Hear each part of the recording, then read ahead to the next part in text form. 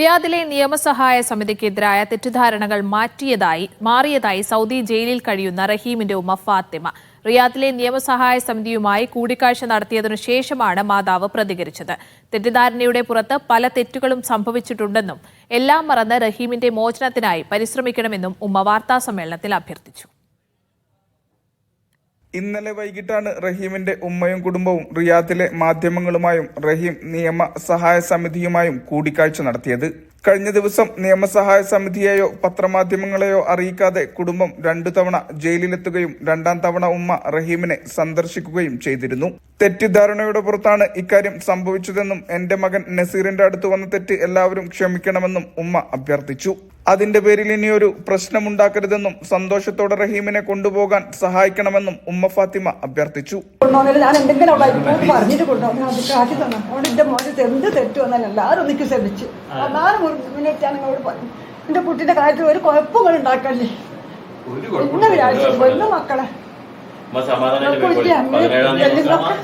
അത് വിചാരിച്ചു നിന്റെ മക്കളെ കാര്യത്തിൽ ഒന്നും നിങ്ങൾ വിട്ടുവീഴ്ച ചെയ്തു നല്ല സന്തോഷത്തിൽ കുട്ടിനായിട്ട് പോകാൻ ഇരികളാക്കി തന്നാൽ ഒന്നൊക്കെ നിങ്ങളോട് പറയാനില്ല.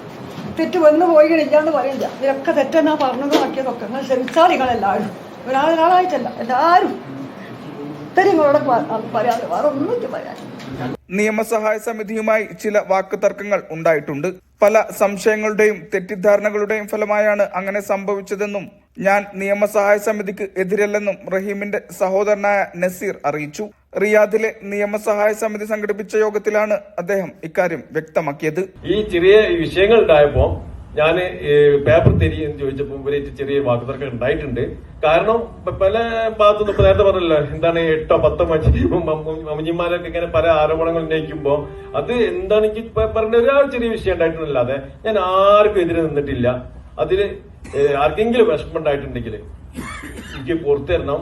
നിയമസഹായ സമിതിക്കെതിരെ പലതരത്തിലുള്ള ആരോപണങ്ങൾ ഉയർന്നിരുന്നു. റഹീമിന്റെ കുടുംബത്തെ തെറ്റിദ്ധരിപ്പിക്കും വിധമുള്ള സോഷ്യൽ മീഡിയ പ്രചാരണങ്ങളും ശക്തമായിരുന്നു. എന്നാൽ ഇന്ന് തെറ്റിദ്ധാരണകളെല്ലാം തിരുത്തി വസ്തുത ബോധ്യപ്പെടുത്താൻ കഴിഞ്ഞതിൽ ഏറെ സന്തോഷമുണ്ടെന്നും നിയമസഹായ സമിതി ജനറൽ കൺവീനർ അബ്ദുള്ള വല്ലാഞ്ചിറ അറിയിച്ചു. ഈ നിയമസഹായ സമിതിയെ സംബന്ധിച്ച് ഈ നിയമസഹായ സമിതിക്കെതിരെ പലതരത്തിലുള്ള ഒളിഞ്ഞുള്ള ആക്രമണങ്ങൾ യൂട്യൂബർമാരും അതുപോലെ തന്നെ സോഷ്യൽ മീഡിയയിലൊക്കെ തന്നെ എല്ലാ കഥകൾ പ്രചരിപ്പിച്ചു കൊണ്ടിരുന്ന ഒരു സാഹചര്യമുണ്ടായിരുന്നു. റഹീമിൻ്റെ കുടുംബത്തെ തന്നെ വളരെയധികം മിസ്ലീഡ് ചെയ്യുന്ന തരത്തിലുള്ള സംസാരങ്ങളായിരുന്നു പലതും. അതൊക്കെ റഹീമിൻ്റെ കുടുംബങ്ങളുടെ സാന്നിധ്യത്തിൽ നിയമസഹായ സമിതിയുടെ ആളുകൾ കൃത്യമായി വിവരിച്ചു കൊടുക്കുകയും അതൊക്കെ അവർക്ക് കൺവിൻസ് ആവുകയും അവർക്ക് ഇതുവരെ വന്നിട്ടുള്ള തെറ്റിദ്ധാരണകളിൽ അവർ ഖേദം പ്രകടിപ്പിച്ചുകൊണ്ട് റിയാദിലെ പൊതുസമൂഹത്തോട് വളരെ സന്തോഷത്തോടെ സംസാരിച്ചിട്ടാണ് ഇവിടെ നിന്ന് പുറത്തു പോയിട്ടുള്ളത്. ഈ മാസം 17-നാണ് റഹീമിന്റെ വധശിക്ഷ ഒഴിവാക്കിയുള്ള പ്രത്യേക ബെഞ്ച് പരിഗണിക്കുക. അന്നായിരിക്കും മോചന ഉത്തരവുണ്ടാവുമെന്ന് പ്രതീക്ഷിക്കുന്നത്. മറ്റു തടസ്സങ്ങളൊന്നും ഉണ്ടാവില്ലെന്ന ശുഭപ്രതീക്ഷയിലാണ് തങ്ങളെന്നും അതിനായി കാത്തിരിക്കുകയാണെന്നും റിയാദിലെ റഹീം നിയമസഹായ സമിതി അറിയിച്ചു.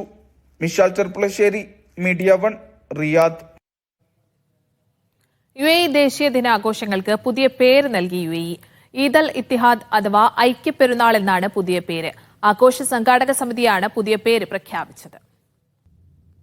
എമിറേറ്റിന്റെ ഐക്യവും പൈതൃകവും അഭിമാനവും ആഘോഷിക്കുന്നതാണ് ഈദ് അൽ ഇത്തിഹാദ് എന്ന പുതിയ പേര്. എല്ലാ വർഷവും ഡിസംബർ 2-നാണ് UAE ദേശീയ ദിനമായി ആഘോഷിക്കുന്നത്. ഈ വർഷം 7 എമിറേറ്റുകളിലും ഈദ് അൽ ഇത്തിഹാദ് പരിപാടികൾ ഉണ്ടാകും. എന്നാൽ പ്രധാന ആഘോഷങ്ങളുടെ വേദി ഇതുവരെ പ്രഖ്യാപിച്ചിട്ടില്ല. UAEയുടെ 53ാമത് ദേശീയ ദിനാഘോഷമാണ് ഇത്തവണത്തേത്. നീണ്ട വാരാന്ത്യത്തിൽ ആഘോഷമെത്തുന്നുവെന്ന സവിശേഷതയും ഇപ്രാവശ്യമുണ്ട്. ഡിസംബർ 2 തിങ്കൾ, ഡിസംബർ 3 ചൊവ്വ ദിവസങ്ങൾ ആഘോഷത്തിന്റെ ഭാഗമായി അവധിയാണ്. ശനി ഞായർ കൂടി ലഭിക്കുമ്പോൾ ആകെ 4 ദിവസത്തെ അവധി ലഭിക്കും. എമിറേറ്റുകളുടെ ഏകീകരണം ആഘോഷിക്കുന്ന ചരിത്ര നിമിഷത്തിൽ പങ്കുചേരാൻ എല്ലാവരെയും ക്ഷണിക്കുന്നതായി സംഘാടക സമിതിയുടെ strategic and creative affairs director Essa Al Subousi പറഞ്ഞു. Media 1, Dubai. കുവൈത്തിന് പുതിയ ഔദ്യോഗിക ലോഗോ നിലവിൽ വന്നു. വാർത്താവിതരണ മന്ത്രാലയമാണ് ഔദ്യോഗിക ലോഗോ പുറത്തുവിട്ടത്. രാജ്യത്തിന്റെ ഔദ്യോഗിക ചിഹ്നം ഉപയോഗത്തിനുള്ള വിപുലമായ ഗൈഡ് ലൈനും മന്ത്രാലയം പുറത്തിറക്കി. വിവിധ മാധ്യമങ്ങളിൽ ഉപയോഗിക്കാൻ അനുയോജ്യമാകുന്ന രീതിയിൽ ചിഹ്നത്തെ ആധുനികവൽക്കരിച്ചിട്ടുണ്ട്. രാജ്യത്തിന്റെ ദേശീയ നീല നിറവും പുതിയ ലോഗോയിൽ ഉൾപ്പെടുത്തിയിട്ടുണ്ട്. കുവൈത്ത് ഡിസൈനർ മുഹമ്മദ് ഷറഫാണ് പുതിയ ലോഗോ രൂപകൽപ്പന ചെയ്തിരിക്കുന്നത്. കുവൈത്തിലെ എണ്ണ മേഖലയിൽ സ്വദേശീവൽക്കരണം ശക്തമാകുന്നു. 2028ഓടെ 95% സ്വദേശീവൽക്കരണം നടപ്പാക്കുമെന്ന് കുവൈത്ത് പെട്രോളിയം കമ്പനി അറിയിച്ചു. 2024 ആദ്യപാദത്തോടെ മേഖലയിൽ 91% സ്വദേശീവൽക്കരണം പൂർത്തിയാക്കിയിട്ടുണ്ട്. എണ്ണ മേഖലയിൽ ജോലി അപേക്ഷിക്കുന്നതിന് ആവശ്യമായ സൗകര്യങ്ങൾ സ്വദേശികൾക്ക് ഒരുക്കിയിട്ടുണ്ട്. സൗദിയിലെ എയർലൈൻ കമ്പനിയായ റിയാദ് എയർ വിമാനങ്ങൾ വാടകയ്ക്ക് കൊടുക്കുന്നു എന്ന വാർത്ത നിഷേധിച്ച് എയർലൈൻ അധികൃതർ വിമാനങ്ങൾ പറഞ്ഞ സമയത്തിനകം എത്തുമെന്നും അടുത്ത വർഷം പകുതിയോടെ സർവീസുകൾ ആരംഭിക്കുമെന്നും അധികൃതർ വ്യക്തമാക്കി. വിമാനങ്ങളുടെ നിർമ്മാണവുമായി ബന്ധപ്പെട്ട് യുഎസിൽ സൃഷ്ടിക്കപ്പെടുന്ന 1 ലക്ഷത്തോളം തൊഴിലവസരങ്ങളാണ് മന്ത്രാലയം കൂട്ടിച്ചേർത്തു. റിയാദ് എയർ പുതിയ വിമാനങ്ങൾക്ക് ഓർഡർ നൽകിയിരുന്നു. ഓർഡർ നൽകിയ വിമാനങ്ങൾ പറഞ്ഞ സമയത്തിനകം എത്തുകയില്ലെന്നും വിമാനങ്ങൾ വാടകയ്ക്കെടുത്തായിരിക്കും സർവീസുകളെന്നുമുള്ള വാർത്ത പ്രചരിച്ചിരുന്നു. ഈ വാർത്ത നിഷേധിച്ചുകൊണ്ടാണ് മന്ത്രാലയം ഇപ്പോൾ വിശദീകരണം നൽകിയത്. വിമാനങ്ങൾ പറഞ്ഞ സമയത്ത് തന്നെ എത്തുമെന്നും അടുത്ത വർഷം പകുതിയോടെ സർവീസുകൾ ആരംഭിക്കാൻ കഴിയുമെന്നും അധികൃതർ വ്യക്തമാക്കി. US കമ്പനിയായ ബോയിംഗ് ആണ് റിയാദ് എയറിനുള്ള വിമാനങ്ങൾ സജ്ജീകരിക്കുന്നത്. 38 സ്റ്റേറ്റുകളിലെ 300 വിതരണക്കാർ വഴിയാണ് വിമാനങ്ങൾ എത്തുക. ഇതിന്റെ ഭാഗമായി USൽ സൃഷ്ടിക്കപ്പെടുക 1 ലക്ഷത്തോളം തൊഴിലവസരങ്ങളാണ്. നേരിട്ടുമല്ലാതെയും USലെ 145 ചെറുകിട സംരംഭങ്ങൾക്കും ഇത് ഗുണം ചെയ്യും. Vishal Cherpulassery, media 1, Riyadh. സന്ദർശക വിസയിൽ എത്തുന്നവർക്ക് വിദേശ രാജ്യങ്ങളിലെ ലൈസൻസ് ഉപയോഗിച്ച് സൗദിയിൽ വാഹനം ഓടിക്കാമെന്ന് ട്രാഫിക് ഡയറക്ടറേറ്റ് അറിയിച്ചു. അന്താരാഷ്ട്ര ലൈസൻസ് ഉപയോഗിച്ച് 1 വർഷം വരെയാണ് വാഹനം ഓടിക്കാൻ അനുവാദമുള്ളത്. എന്നാൽ ഡ്രൈവിംഗ് ലൈസൻസിന്റെ കാലാവധി അവസാനിച്ചാൽ വാഹനം ഓടിക്കാൻ പാടില്ലെന്നും അധികൃതർ വ്യക്തമാക്കി. സൗദിയിലേക്ക് സന്ദർശക വിസയിലെത്തുന്ന വിദേശികൾക്ക് ഏറെ ആശ്വാസം നൽകുന്നതാണ് ട്രാഫിക് ഡയറക്ടറേറ്റിന്റെ അറിയിപ്പ്. വിസിറ്റ് വിസയിലെത്തുന്നവർക്ക് സ്വന്തം നാട്ടിലെയോ അല്ലെങ്കിൽ മറ്റു വിദേശ രാജ്യങ്ങളിലെയോ അന്താരാഷ്ട്ര ഡ്രൈവിംഗ് ലൈസൻസ് ഉപയോഗിച്ച് സൗദിയിൽ എവിടെയും വാഹനം ഓടിക്കാം. എന്നാൽ ഡ്രൈവിംഗ് ലൈസൻസിന് കാലാവധി ഉണ്ടായിരിക്കണമെന്ന് നിബന്ധനയുണ്ട്. 1 വർഷം വരെയാണ് സൗദിയിലേക്കുള്ള സന്ദർശക വിസയുടെ കാലാവധി. ഈ കാലയളവിൽ മുഴുവൻ അന്താരാഷ്ട്ര ലൈസൻസ് ഉപയോഗിച്ച് വാഹനം ഓടിക്കാം. സൗദിയിൽ പ്രവേശിച്ച തീയതി മുതലാണ് ഇത് കണക്കാക്കുക. എന്നാൽ 1 വർഷത്തിനു മുമ്പ് ലൈസൻസിന്റെ കാലാവധി അവസാനിച്ചാൽ പിന്നീട് വാഹനം ഓടിക്കാൻ പാടില്ല. ഇത് നിയമവിരുദ്ധമായി കണക്കാക്കുമെന്നും ട്രാഫിക് ഡയറക്ടറേറ്റ് അറിയിച്ചു.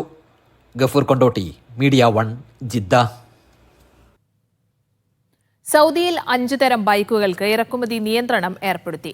യാത്രക്കാരുടെയും ബൈക്ക് യാത്രികരുടെയും സുരക്ഷ കണക്കിലെടുത്താണ് നടപടി. കുട്ടികൾക്കായി ഇറക്കുന്ന വിവിധതരം ബൈക്കുകൾക്കും വിലക്ക് ബാധകമായിരിക്കും. 5 തരം ബൈക്കുകൾക്കാണ് നിലവിൽ വിലക്കേർപ്പെടുത്തിയിട്ടുള്ളത്. സൗദിയിലെ മെട്രോളജി ആൻഡ് ക്വാളിറ്റി ഓർഗനൈസേഷന്റേതാണ് നടപടി. അരികിൽ സീറ്റ് ഘടിപ്പിച്ച് 2 പേർക്കിരിക്കാവുന്ന തരത്തിലുള്ള ബൈക്കുകൾ, മുച്ചക്ര സ്വഭാവത്തിലുള്ള ബൈക്കുകൾ, കാർ സ്വഭാവത്തിൽ ഉപയോഗിക്കുന്ന ബൈക്കുകൾ എന്നിവയ്ക്കാണ് പ്രധാനമായും വിലക്കുള്ളത്. ഇത് റോഡുകളിൽ അപകടം വർദ്ധിപ്പിക്കുമെന്ന് ചൂണ്ടിക്കാട്ടിയാണ് നടപടി. പെട്രോൾ ഉപയോഗിച്ചുകൊണ്ട് കുട്ടികൾക്ക് ഉപയോഗിക്കാവുന്ന എല്ലാത്തരം ബൈക്കുകൾക്കും നിയന്ത്രണം ഏർപ്പെടുത്തിയിട്ടുണ്ട്. ഇരിപ്പിടത്തിൽ നിന്ന് 50 സെന്റിമീറ്റർ ഉയരത്തിൽ ഉപയോഗിക്കുന്ന കുട്ടികളുടെ ബൈക്കുകൾക്കും വിലക്കേർപ്പെടുത്തി. കുട്ടികളുടെ സുരക്ഷ കണക്കിലെടുത്താണ് ഈ നടപടികൾ. നേരത്തെ ഡെലിവറി രംഗത്ത് ചില ബൈക്കുകൾക്കും നിയന്ത്രണം ഏർപ്പെടുത്തിയിരുന്നു. ചട്ടങ്ങൾ പുതുക്കിയ ശേഷമായിരിക്കും ഡെലിവറി രംഗത്ത് ഉപയോഗിക്കുന്നവർക്കുള്ള ബൈക്കുകൾ ഇനി ഇറക്കുമതി ചെയ്യാനാവുക. ഡെലിവറി രംഗത്ത് കൂടുതൽ ആപ്ലിക്കേഷനുകൾ സൗദിയിലേക്ക് എത്തിയതോടെ ബൈക്കുകൾക്കും ഡിമാൻഡ് വർദ്ധിച്ചിരുന്നു. ഇത് റോഡുകളിൽ അപകടം വർദ്ധിപ്പിക്കുന്ന സാഹചര്യത്തിലാണ് നിയന്ത്രണങ്ങൾ കൊണ്ടുവരുന്നത്. ഇതിനിടയിലാണ് 5 പുതിയ ബൈക്കുകൾക്ക് പൂർണ്ണമായുള്ള വിലക്ക്. Media 1, Jeddah. രാജ്യത്തെ പൊതുഗതാഗത ശൃംഖലയെ അടിമുടി നവീകരിക്കാൻ ഒമാൻ. ഇതിനായി പൊതുഗതാഗത സംവിധാനങ്ങളെക്കുറിച്ച് സമഗ്ര പഠനം നടത്താൻ പ്രത്യേക കൺസൾട്ടൻസിയെ ചുമതലപ്പെടുത്തും. ടെൻഡർ പ്രക്രിയയിലൂടെയാണ് കൺസൾട്ടൻസിയെ തെരഞ്ഞെടുക്കുക. നിലവിലെ പൊതുഗതാഗത സംവിധാനങ്ങളുടെ വിലയിരുത്തൽ നടത്തുന്നതിനും സുൽത്താനിലെ പ്രധാന നഗരങ്ങൾക്കിടയിലും അയൽ രാജ്യങ്ങൾക്കിടയിലും ഗതാഗത സേവനങ്ങളുടെ സമഗ്ര പദ്ധതി തയ്യാറാക്കുകയുമാണ് ഉദ്ദേശം.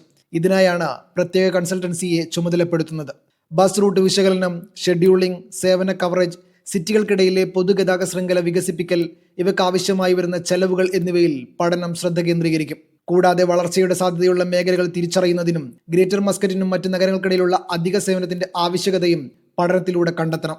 ഒമാൻ സമ്പദ് വ്യവസ്ഥ, ജനസംഖ്യ, നിലവിലുള്ള ബസ് റൂട്ടുകൾ, സംസ്കാരം, മറ്റ് ലോജിക്കൽ മാനദണ്ഡങ്ങൾ എന്നിവ ഉൾപ്പെടുത്തിയാണ് പഠനം നടത്തേണ്ടത്. 2014 ഒരു അന്താരാഷ്ട്ര എഞ്ചിനീയറിംഗ് കൺസൾട്ടൻസി സ്ഥാപനം ഒമാൻ നാഷണൽ ട്രാൻസ്പോർട്ട് കമ്പനിക്ക് ഒരു പബ്ലിക് ട്രാൻസ്പോർട്ട് മാസ്റ്റർ പ്ലാൻ തയ്യാറാക്കി നൽകിയിരുന്നു. തലസ്ഥാനത്തെ ബസ് സർവീസുകൾ വികസിപ്പിക്കുന്നതിനാണ് പഠനം ശ്രദ്ധ കേന്ദ്രീകരിച്ചത്. തുടർന്ന് 2015 നവംബറിൽ ഒമാൻ നാഷണൽ ട്രാൻസ്പോർട്ട് കമ്പനിയെ മുവാസലാത്ത് എന്ന് പുനർനാമകരണം ചെയ്യുകയും ബസ് സർവീസുകൾ രാജ്യത്തിന്റെ മറ്റിടങ്ങളിലേക്ക് വ്യാപിപ്പിക്കുകയും ചെയ്തു. പിന്നീട് സലാലയ്ക്കും സുഹാറിനുമിടയിലും അബുദാബിയിലേക്കും UAE-യിലേക്കും അന്താരാഷ്ട്ര ബസ് സർവീസുകളും ആരംഭിച്ചു. Media 1 Muscat. കുവൈത്തിലെ പ്രധാന റോഡുകളിലെ അറ്റകുറ്റപ്പണികൾ ആരംഭിച്ചു. സാൽമിയ റോഡിന്റെ നവീകരണ പ്രവർത്തികൾ തുടങ്ങിയതായി പൊതുമരാമത്ത് മന്ത്രാലയം അറിയിച്ചു. നേരത്തെ റോഡുകളുടെയും തെരുവുകളുടെയും അറ്റകുറ്റപ്പണികൾക്കായി 18 കരാറുകളിൽ തദ്ദേശ അന്താരാഷ്ട്ര കമ്പനികളുമായി കരാറുകൾ ഒപ്പുവച്ചിരുന്നു. തുർക്കി കമ്പനിയാണ് സാൽമി റോഡ് പദ്ധതി കൈകാര്യം ചെയ്യുന്നത്. 400 മില്യൺ ദിലാർ ചെലവിട്ടാണ് കരാറുകൾ നടപ്പാക്കുന്നത്. ഒമാൻ 54ാമത് ദേശീയ ദിനം ആഘോഷിക്കാൻ തയ്യാറെടുക്കുന്നതിന്റെ ഭാഗമായി വാണിജ്യ സ്ഥാപനങ്ങളിൽ പരിശോധന കർശനമാക്കി വാണിജ്യ മന്ത്രാലയം. ദേശീയ ചിഹ്നം, പതാക, ഭൂപടം എന്നിവ ഉൾക്കൊള്ളുന്ന ഉൽപ്പന്നങ്ങളുടെ വിൽപ്പനയിലെ ലൈസൻസ് അടക്കമുള്ള നിയന്ത്രണങ്ങളും നിയമങ്ങളും കർശനമായി പാലിക്കുന്നുവെന്ന് ഉറപ്പാക്കാനാണ് പരിശോധന. മഴയ്ക്ക് വേണ്ടി പ്രാർത്ഥിക്കാൻ ആഹ്വാനം ചെയ്ത് ഖത്തർ അമീർ ഷെയ്ഖ് തമീം ബിൻ അഹമ്മദ് അൽ താനി. നാളെ രാവിലെ 6:05 ഖത്തറിലെ വിവിധ കേന്ദ്രങ്ങളിൽ പ്രാർത്ഥന നടക്കും. ഇത്തവണ മഴ തീരെ കുറഞ്ഞ സാഹചര്യത്തിലാണ് അമീർ ഷെയ്ഖ് തമീം ബിൻ അഹമ്മദ് അൽ താനി വിശ്വാസികളോട് പ്രാർത്ഥനയ്ക്ക് ആഹ്വാനം ചെയ്തത്. രാജ്യത്തിന്റെ വിവിധ ഭാഗങ്ങളിലായി 110 ഇടങ്ങളിൽ പ്രാർത്ഥനയ്ക്ക് സൗകര്യമൊരുക്കിയിട്ടുണ്ട്. രാവിലെ 6:05 മഴയ്ക്ക് വേണ്ടിയുള്ള നമസ്കാരം. പ്രാർത്ഥന നടക്കുന്ന കേന്ദ്രങ്ങളുടെ ലിസ്റ്റ് മതകാര്യ മന്ത്രാലയത്തിന്റെ വെബ്സൈറ്റിൽ പ്രസിദ്ധീകരിച്ചിട്ടുണ്ട്. അമീർ ലുസൈലിലെ പ്രാർത്ഥനാ ഗ്രൗണ്ടിൽ നമസ്കാരം നിർവഹിക്കും. ചിലയിടങ്ങളിൽ ഒറ്റപ്പെട്ട മഴ ലഭിച്ചത് മാറ്റി നിർത്തിയാൽ ഇത്തവണ ഖത്തറിൽ കാര്യമായി മഴ ലഭിച്ചിരുന്നില്ല. വരൾച്ച നേരിടുമ്പോഴും മഴ കുറയുമ്പോഴും പ്രാർത്ഥിക്കാനുള്ള പ്രവാചകചര്യ പിന്തുടർന്നാണ് അമീറിന്റെ ആഹ്വാനം. Media 1 Doha. കുവൈത്തിലെ സുബിയ പവർ പ്ലാന്റിന്റെ ഉൽപാദന ശേഷി വർദ്ധിപ്പിക്കുന്നു. അൽഗാനിം ഇന്റർനാഷണൽ കമ്പനിയുമായി വൈദ്യുതി മന്ത്രി ഡോക്ടർ മഹമ്മൂദ് ബഷൌരി കരാർ ഒപ്പുവച്ചു. 118 ബില്യൺ കുവൈത്ത് ദിനാർ ചെലവ് വരുന്ന പദ്ധതി നടപ്പിലാക്കുന്നതോടെ 250 മെഗാവാട്ട് അധിക ശേഷി കൈവരിക്കും. സുബിയ പവർ പ്ലാന്റിന്റെ 2ഉം 3ഉം ഘട്ടങ്ങൾക്കുള്ള ടെൻഡർ നടപടികൾ പൂർത്തിയായതായും 4ാം ഘട്ട ടെൻഡർ നടപടികൾ പുരോഗമിക്കുന്നതായും മന്ത്രി അറിയിച്ചു. Qurtuba foundation Kuwait circle committee രൂപവൽക്കരിച്ചു. ഫർവാനിയിൽ ചേർന്ന convention KMCC Kuwait president Nasar Mashhoor Thangal ഉദ്ഘാടനം ചെയ്തു. ഇസ്മായിൽ ഹുദവി അധ്യക്ഷനായിരുന്നു. കമ്മിറ്റി ചെയർമാനായി MK റഫീഖിനെയും ഇക്ബാൽ മാവിലാടത്തെയും ജനറൽ കൺവീനറായും MR നാസറിനെ ട്രഷററായും തെരഞ്ഞെടുത്തു. ബഹാറിലെ കിഷൻഗഞ്ച് ആസ്ഥാനമായ ഗുർത്തുബ ഫൗണ്ടേഷൻ പ്രവർത്തിക്കുന്നത്. ഖത്തറിൽ ലോകകപ്പ് ഫുട്ബോളിന്റെ പ്രാദേശിക സംഘാടന ചുമതല വഹിച്ചിരുന്ന supreme committee for delivery and ലെഗസിയെ ബോർഡായി പുനഃസംഘടിപ്പിച്ചു. Amir Sheikh Tamim bin Ahmad Al താനിയാണ് ഇത് സംബന്ധിച്ച ഉത്തരവ് പുറത്തിറക്കിയത്. പ്രധാനമന്ത്രി ചെയർമാനായാണ് പുതിയ ബോർഡ് നിലവിൽ വന്നത്. ഖത്തർ ഒളിമ്പിക് കമ്മിറ്റി പ്രസിഡന്റിനെ വൈസ് ചെയർമാനായും നിയമിച്ചു. ആഭ്യന്തരമന്ത്രി, ധനമന്ത്രി, സാംസ്കാരിക കായിക മന്ത്രിമാർ, ടൂറിസം ചെയർമാൻ, SC സെക്രട്ടറി ജനറലായിരുന്ന ഹസൻ അൽ തവാദി തുടങ്ങിയവരെല്ലാം ബോർഡിലെ ഡയറക്ടർമാരാണ്. ലോകകപ്പ് ഫുട്ബോളിന്റെ ആതിഥേയരായി പ്രഖ്യാപിക്കപ്പെട്ടതിന് പിന്നാലെ 2011 supreme committee for delivery and legacy രൂപീകരിക്കുന്നത്. ലോകകപ്പിന്റെ പ്രാദേശിക സംഘാടകരായി മാറിയ സുപ്രീം കമ്മിറ്റിയാണ് കാര്യങ്ങളെല്ലാം ഏകോപിപ്പിച്ചത്. ലോകകപ്പ് ഫുട്ബോളിന്റെ വൻ വിജയത്തിന്റെ പശ്ചാത്തലത്തിൽ ഭാവിയിൽ രാജ്യം വേദിയൊരുക്കുന്ന വൻമേളകളുടെ സംഘാടനത്തിന് സ്ഥിരം സംവിധാനമായി ബോർഡ് മാറും. Media 1 Doha.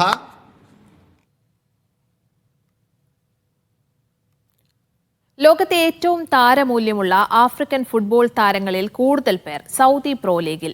ഉയർന്ന താരമൂല്യമുള്ള 15 പേരിൽ 7 പേരും സൗദി പ്രോ ലീഗിൽ കളിക്കുന്നവരെന്ന് അന്താരാഷ്ട്ര കായിക പോർട്ടൽ പുറത്തുവിട്ട റിപ്പോർട്ട് പറയുന്നു.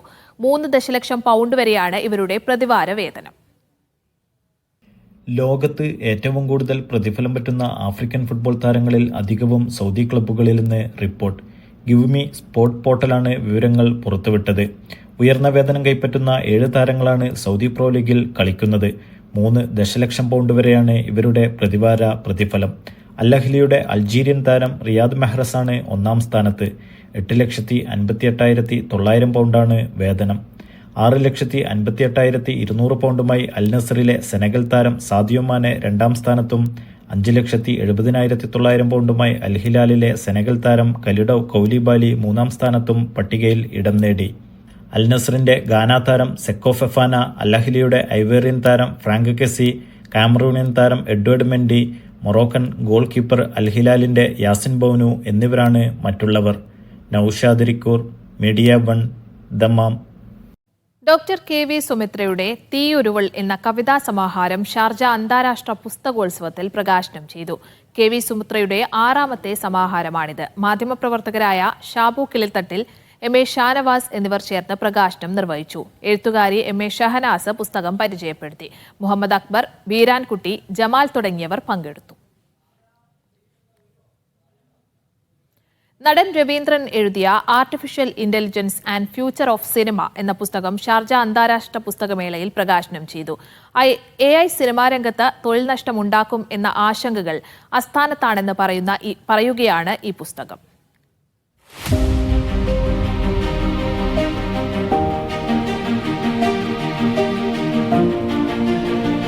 സിനിമാ രംഗത്ത് നമുക്ക് പ്രിയങ്കരനായ നടൻ രവീന്ദ്രനാണ് ഇപ്പോൾ നമ്മോടൊപ്പം ഉള്ളത്. അദ്ദേഹം ഷാർജ അന്താരാഷ്ട്ര പുസ്തകമേളയിൽ സിനിമയുടെ ഭാവി പറയുന്ന ഒരു പുസ്തകമായിട്ടാണ് എത്തിയിട്ടുള്ളത്. Artificial intelligence and the future of cinema. ഞാൻ എൻ്റെ UAE വിഷ്വൽ ലിറ്ററസി ലോഞ്ച് ചെയ്തതും ഈ ഷാർജ ഇൻ്റർനാഷണൽ ബുക്ക് ഫെയറിലായിരുന്നു, almost 6 years back. So I thought this is a new subject. Artificial ഇൻ്റലിജൻസിനെ കുറിച്ചിട്ടുള്ള അതിനെക്കുറിച്ചിട്ടുള്ളൊരു ബുക്കായതുകൊണ്ട് അത് ഞാൻ ഇവിടെ നിന്ന് തന്നെ തുടങ്ങാമെന്ന് വിചാരിച്ചു. എന്താണ് ആർട്ടിഫിഷ്യൽ ഇൻ്റലിജൻസ് എന്നതിനെക്കുറിച്ച് ഒരുപാട് മിസ്കൺസെപ്റ്റ് ഉണ്ട്. ഒരുപാട് പേരെ ജോലി പോകുമോ, അല്ലെങ്കിൽ നമ്മൾ ചുമ്മാ ഒരു കാര്യം പറഞ്ഞാൽ ഒരു കഥ ഉണ്ടാക്കി തരുമോ. അപ്പോൾ അതെന്താണെന്നുള്ളത് അതിൻ്റെ ബേസിക് എത്തിക്സ് തൊട്ട് 3 അടി ബുക്കിനെ ഭാഗിച്ച് 11 ചാപ്റ്റേഴ്സാണുള്ളത്. അപ്പോൾ സിനിമ ബേസിക് എത്തിക്സ് തൊട്ട് ഇതിൻ്റെ പോസിബിലിറ്റീസ് എന്തൊക്കെ ഇവിടെ ഇതിനകത്ത് ചെയ്തിട്ടുണ്ട്, എന്തെല്ലാം ചെയ്യാൻ പറ്റും. All the elements of cinema, script, story, message scene, cinematography, editing, sound, visual effects, ഈ മേഖലകളിൽ എങ്ങനെയെല്ലാം ആർട്ടിഫിഷ്യൽ ഇൻ്റലിജൻസ് ഉപയോഗിച്ചിട്ടുണ്ട്, AI ഉപയോഗിച്ചിട്ടുണ്ടോ, അതേപോലെ തന്നെ ഇനി എന്തെല്ലാം ഇതിൻ്റെ basically in the future actually എന്തെല്ലാം സാധ്യതകൾ ഇതിന് ഉണ്ട് എന്നുള്ളത് അതിനെക്കുറിച്ച് പ്രതിപാദിക്കുന്ന ഒരു ബുക്കാണ്. സോ വളരെ സിമ്പിൾ ലാംഗ്വേജിൽ എല്ലാവർക്കും മനസ്സിലാവുന്ന രീതിയിലേക്ക് നമ്മളിതിനെ രൂപകൽപ്പന ചെയ്തിട്ടുണ്ട്. ബെറ്റർ വേയിൽ നമുക്ക് ബെറ്റർ ക്വാളിറ്റി സിനിമകൾ എടുക്കാനായിട്ട് ചെയ്യാൻ പറ്റും. ഈവൻ മോഹൻ്റെ ഒക്കെ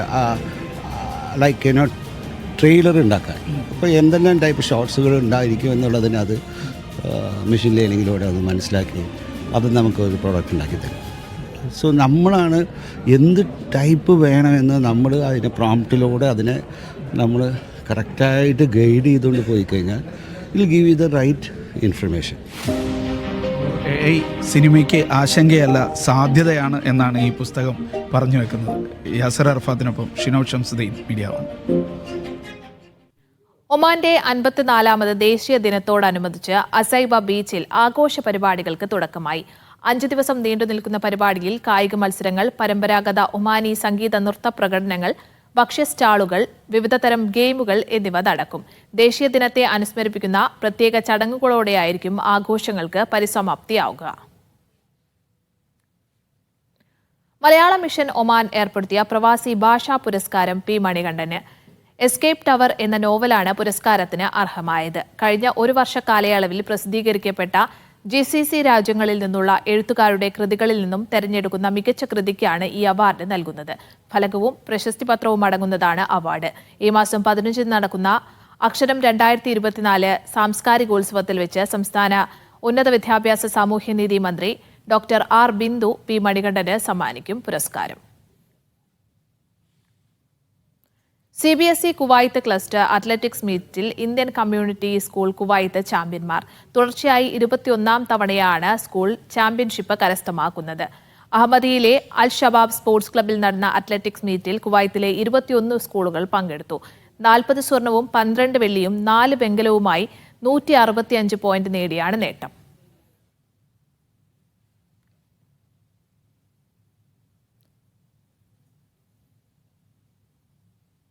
മലപ്പുറം കൊണ്ടോട്ടി സ്വദേശി ജിദ്ദയിൽ ഹൃദയാഘാതത്തെ തുടർന്ന് മരിച്ചു. അരിക്കുംപുറത്ത് മുഹമ്മദ് മുസ്തഫയാണ് മരിച്ചത്. ജിദ്ദ റുവൈസിലാണ് താമസ സ്ഥലത്ത് വെച്ച് ഹൃദയാഘാതം ഉണ്ടാവുകയായിരുന്നു. ബഹ്റൈൻ ചെസ് ഫെഡറേഷനുമായി സഹകരിച്ച് അർജുൻ ചെസ് അക്കാദമി ബഹ്റൈനിൽ സംഘടിപ്പിച്ച ബ്ലേറ്റസ് ചെസ് ടൂർണമെന്റിൽ വിസ്മയ സച്ചാർ 1ാം സ്ഥാനവും നവനീത് ശ്രീകാന്ത് 2ാം സ്ഥാനവും നേടി. ഇബ്രാഹിം അൽബുർഷൈഖ്, ആനന്ദ് ലോംബോ എന്നിവർ പങ്കെടുത്തു. Indian community relief fund ICRF രജത ജൂബിലി ആഘോഷങ്ങളുടെ ഭാഗമായി തൊഴിലാളികൾക്കായി ക്രിക്കറ്റ് ടൂർണമെന്റ് സംഘടിപ്പിക്കുന്നു. വെള്ളിയാഴ്ച ബുസൈത്തീൻ ഗ്രൗണ്ടിൽ നടക്കുന്ന ടൂർണമെന്റ് രാവിലെ 6-ന് ആരംഭിക്കും. വൈകുന്നേരം 4 വരെയാണ് മത്സരങ്ങൾ. Global Kerala Pravasi association central adhoc committee രൂപവൽക്കരിച്ചു. കുവൈത്തിലെ സാൽമിയയിൽ ചേർന്ന യോഗത്തിൽ സെൻട്രൽ കമ്മിറ്റി പ്രസിഡന്റായി ജസ്റ്റിൻ പി ജോസിനെയും ബിനു യോഹനാനെ ജനറൽ സെക്രട്ടറിയായും ലെനീഷ് കെവിയെ ട്രഷററായും തെരഞ്ഞെടുത്തു. അമ്പിളി നാരായണൻ, സലീം കൊടുവള്ളി, വനജ രാജൻ തുടങ്ങിയവർ സഹഭാരവാഹികളാണ്. ഡോക്ടർ സാജു, സാബു മാത്യു, ഷിയാസ് എന്നിവർ ആശംസകൾ അറിയിച്ചു. ബഹ്റൈനിൽ അനധികൃത താമസക്കാരെയും നിയമവിരുദ്ധമായി ജോലി ചെയ്യുന്നവരെയും കണ്ടെത്തുന്നതിനായുള്ള പരിശോധനകൾ തുടരുന്നു. കഴിഞ്ഞ ഒരാഴ്ച കാലത്തിനുള്ളിൽ നിയമലംഘകരായി കണ്ടെത്തിയ 257 പ്രവാസികളെ നാടുകടത്തിയതായി അധികൃതർ അറിയിച്ചു. ബഹ്റൈനിൽ തൊഴിൽ താമസ നിയമലംഘനം നടത്തുന്നവരെ കണ്ടെത്താനായി കഴിഞ്ഞ ഒരാഴ്ച കാലയളവിനുള്ളിൽ 1481 പരിശോധനകൾ നടത്തിയതായി ലേബർ മാർക്കറ്റ് റെഗുലേറ്ററി അതോറിറ്റി അറിയിച്ചു. നിയമലംഘനം നടത്തിയ നിരവധി പ്രവാസികളെ പിടികൂടുകയും 152 അനധികൃത വിദേശ തൊഴിലാളികളെ നാടുകടത്തുകയും ചെയ്തു. 24 സംയുക്ത പരിശോധനാ ക്യാമ്പയിനുകൾക്ക് പുറമെ ക്യാപിറ്റൽ ഗവർണറേറ്റിൽ 14 ക്യാമ്പയിനുകൾ നടന്നു. Nationality, passport and resident affairs, വാണിജ്യ വ്യവസായ മന്ത്രാലയം, Bahrain tourism and exhibition authority, വിവിധ പോലീസ് ഡയറക്ടറേറ്റുകൾ എന്നിവയുടെ സഹകരണത്തോടെയായിരുന്നു പരിശോധനകൾ. തൊഴിൽ വിപണിയുടെ സ്ഥിരതയെയും മത്സരക്ഷമതയെയും പ്രതികൂലമായി ബാധിക്കുന്നതോ രാജ്യത്തിന്റെ സാമ്പത്തികവും സാമൂഹികവുമായ സുരക്ഷയെ ദോഷകരമായി ബാധിക്കുന്നതോ ആയ നിയമലംഘനങ്ങൾ കണ്ടെത്തുന്നതിന് സർക്കാർ ഏജൻസികളുമായി സഹകരിച്ചുള്ള പരിശോധനകൾ തുടരുമെന്ന് അതോറിറ്റി അറിയിച്ചു. ടൂറിസ്റ്റ് വിസകളുടെ ദുരുപയോഗം തടയുന്നതിനും ടൂറിസ്റ്റ് വിസയിലെത്തി തൊഴിൽ തേടുന്നത് തടയുന്നതിനുമായി കടുത്ത നിയന്ത്രണങ്ങൾ ഏർപ്പെടുത്തിയിട്ടുണ്ട്. തൊഴിലുടമകൾ നൽകുന്ന ശരിയായ പെർമിറ്റുകളില്ലാതെ ജോലിക്കായി എത്തുന്നവരെ പിടികൂടുമെന്നാണ് അധികൃതർ ആവർത്തിച്ച് മുന്നറിയിപ്പ് നൽകുന്നത്. നിയമലംഘനങ്ങൾ ആവർത്തിക്കപ്പെടാതിരിക്കാൻ വിവിധ തൊഴിലിടങ്ങളിലും സ്ഥാപനങ്ങളിലും വരും ദിവസങ്ങളിൽ പരിശോധനകൾ കർശനമാക്കുമെന്നും ലേബർ മാർക്കറ്റ് റെഗുലേറ്ററി അതോറിറ്റി വ്യക്തമാക്കി. Siraj Pallikkara, media 1, Bahrain. ഇന്ത്യയിലെ ആദ്യത്തെ സ്പോർട്സ് ഫിക്ഷൻ നോവൽ എന്ന് അവകാശപ്പെടുന്ന ക്യാപിറ്റാനോ ഷാർജ പുസ്തകോത്സവത്തിൽ പുറത്തിറക്കി. മെഡിക്കൽ ബ്ലോഗർ കൂടിയായ ഡോക്ടർ കാർത്തിക്കാണ് നോവലിന്റെ രചയിതാവ്. ലോകമെമ്പാടുമുള്ള റൊണാൾഡോ ആരാധകർക്കാണ് ഈ നോവൽ സമർപ്പിച്ചിരിക്കുന്നത്. ഇന്ത്യയിലെ ആദ്യത്തെ സ്പോർട്സ് ഫിക്ഷൻ ഷാർജ പുസ്തകമേളയിൽ എത്തിച്ചിരിക്കുകയാണ് ഒരു മലയാളി ഡോക്ടർ. കോട്ടയം സ്വദേശിയായ ഡോക്ടർ കാർത്തിക്. എന്താണ് സത്യത്തിൽ സ്പോർട്സ് ഫിക്ഷൻ എന്ന് പറയുന്നത് തന്നെ? സ്പോർട്സ് ഫിക്ഷൻ എന്ന് പറയുമ്പോൾ നമുക്ക് എല്ലാവർക്കും ഉള്ള ചോദ്യമാണ്. കാരണം മലയാള സിനിമകളാണ് കൂടുതലും നമുക്കറിയാവുന്നത്. ഇപ്പോൾ ഏറ്റവും റീസെൻ്റ് ആയിട്ടുള്ള കാര്യം പറയുകയാണെങ്കിൽ ക്യാപ്റ്റൻ, ജയസൂര്യ അഭിനയിച്ച ക്യാപ്റ്റൻ എന്നുള്ളൊരു കഥ ഇതുമായിട്ട് വളരെ സാമ്യമുള്ള രീതിയിലാണെങ്കിൽ പോലും അതൊരു പ്ലെയറിൻ്റെ കഥയാണ് കൂടുതൽ പറയുന്നത്. ഈ ക്യാപിറ്റാനോ എന്നുള്ള എൻ്റെ സ്റ്റോറി പറയുന്നത് കുറച്ചുകൂടി ഒരു കോച്ച് ഓറിയൻറ്റഡ് ആയിട്ടുള്ള ഒരു ഇതാണ്. മോഡേൺ ഇപ്പം യൂറോപ്യൻ കൾച്ചറുകളൊക്കെ നോക്കണമെങ്കിൽ ടെഡ് ലാസോ പോലുള്ള ബ്രിട്ടീഷ് വെബ് സീരീസുകളാണ് കൂടുതൽ ഇറങ്ങിയത്. അപ്പം അതിൻ്റെ എനിക്കൊരു മലയാളി തനിമയോടെ ഒരു കാര്യം ഇറക്കണമെന്നുണ്ട്. നമ്മുടെ മലപ്പുറത്തും കോഴിക്കോടുമുള്ള ഫുട്ബോൾ പ്രേമികൾക്ക് വേണ്ടി ചെയ്യണമെന്ന് തോന്നിയ ഒരു ചെറിയൊരു സംഹാരമാണ്. അതിൽ എൻ്റെ ഒരു റൊണാൾഡോ ഫാൻ എന്നുള്ള രീതിയിൽ എൻ്റെ ഒരു ചെറിയൊരു ഇൻപുട്ടും കൂടെ ചേർത്ത് ഞാനൊരു മിക്സ് ചെയ്തൊരു സ്റ്റോറിയാണ് ഈ ക്യാപിറ്റാനോ എന്നുള്ളൊരു എൻ്റെ ഒരു പുസ്തകം. അപ്പോൾ ഇത് CR7 ആയിരിക്കും ഇതിലെ നായകൻ. CR7 ഇഷ്ടപ്പെടുന്ന ഒരാളുടെ ആണ് നമ്മുടെ മെയിൻ നായകൻ. അരുൺ എന്നാണ് മെയിൻ ക്യാരക്ടർ. പുള്ളി എല്ലായിടത്തും ഒരു പ്ലെയർ എങ്ങനെയാണ് ഹീറോ ആവുന്നത് എന്നുള്ളതാണ് എല്ലാവർക്കും അറിയാവുന്നൊരു കാര്യം. ഇത് ഒരു കോച്ചിൻ്റെ കഥയാണ്. അതാണ് ഇതിനകത്ത് ഒരു രസകരമായ കണ്ടന്റ് എന്ന് പറയാൻ പറ്റുന്നൊരു കാര്യമാണ്. അപ്പോൾ എല്ലാവരും കോച്ചിൻ്റെ കഥ എങ്ങനെയാണെന്ന് അറിയാൻ വേണ്ടി ക്യാപിറ്റാനോ ആണ് വായിക്കാൻ ഏറ്റവും നല്ല പുസ്തകം എന്നാണ് എൻ്റെ ഒരു അഭിപ്രായം. ഇനി ഡോക്ടർ കാർത്തികിനെയും കൂടി ഒന്ന് പരിചയപ്പെടുത്തിക്കുക. എൻ്റെ പേര് ഡോക്ടർ കാർത്തിക്. ഞാൻ ഗോകുലം മെഡിക്കൽ കോളേജിലാണ് 2016 ബാച്ചിൽ നിന്നാണ് MBBS ഗ്രാജുവേറ്റ് 2022 ഗ്രാജുവേറ്റഡ് ആയി. ഇപ്പോൾ ഞാൻ കറൻ്റ്ലി അവിടെ ഫിസിക്കൽ മെഡിസിൻ ഡിപ്പാർട്ട്മെൻറ്റിൽ ജൂനിയർ റെസിഡൻ്റ് ആയിട്ട് വർക്ക് ചെയ്യുന്നു. ഞാൻ മെഡിക്കൽ ഫീൽഡുകളിൽ അത്യാവശ്യം പല കാര്യങ്ങൾ ചെയ്തിട്ടുണ്ട്. 2 പുസ്തകങ്ങൾ മെഡിക്കൽ ഫീൽഡുകളിൽ എഴുതിയിട്ടുണ്ട്. ഇന്ത്യ ബുക്ക് ഓഫ് റെക്കോർഡ്സിലെ യങ്ങസ്റ്റ് മെഡിക്കൽ ബ്ലോഗർ എന്നുള്ളൊരു കിരീടവും എൻ്റെ പേരിൽ തന്നെ ഉള്ളതാണ്. അതൊക്കെയാണ് ചെറിയ രീതിയിൽ ചെയ്തു. ഇപ്പോൾ ലിറ്ററേച്ചർ ഫീൽഡിൽ ഇതിപ്പോൾ എൻ്റെ 3ാമത്തെ പുസ്തകമാണ്. അത് ഇന്ത്യയിലെ ആദ്യത്തെ ഒരു കാറ്റഗറി ആവാൻ പറ്റിയതിൽ സന്തോഷം എന്നുള്ളത്. ഇത് സമർപ്പിച്ചിട്ടുള്ളത് ലോകമെമ്പാടുള്ള CR7 ഫാൻസിനാണോ? അതെ, ഓഫ് കോഴ്സ്. ഞാനും ഒരു CR7 ഫാനാണ്. അതുകൊണ്ട് തന്നെ അദ്ദേഹത്തിൻ്റെ അടുത്ത് എത്തിക്കുക എന്നുള്ളതായിരുന്നു എൻ്റെ ഏറ്റവും വലിയ ആഗ്രഹം. പക്ഷേ അൺഫോർച്ചുനേറ്റ്ലി എത്തിക്കാൻ പറ്റിയിട്ടില്ല. ഇപ്പോഴും ട്രൈയിങ് ആണ്. ഹോപ്പ്ഫുള്ളി നിങ്ങളും കാണുന്നവരും എല്ലാവരും എത്തിക്കാൻ അനുഗ്രഹിക്കണമെന്ന് ഞാനും പ്രാർത്ഥിക്കുന്നു. ഹോപ്പ്ഫുള്ളി എല്ലാവരും അനുഗ്രഹം. എന്തായാലും മലയാളിയാണെങ്കിലും ലോകമെമ്പാടുള്ള CR7 ഫാൻസിന് വേണ്ടി ഇംഗ്ലീഷിലാണ് ഈ പുസ്തകം ഇറക്കിയിട്ടുള്ളത്. യാസിർ അറഫാത്തിനൊപ്പം ഷിനോ ഷംസുദ്ദീൻ, മീഡിയ 1 ഷാർജ.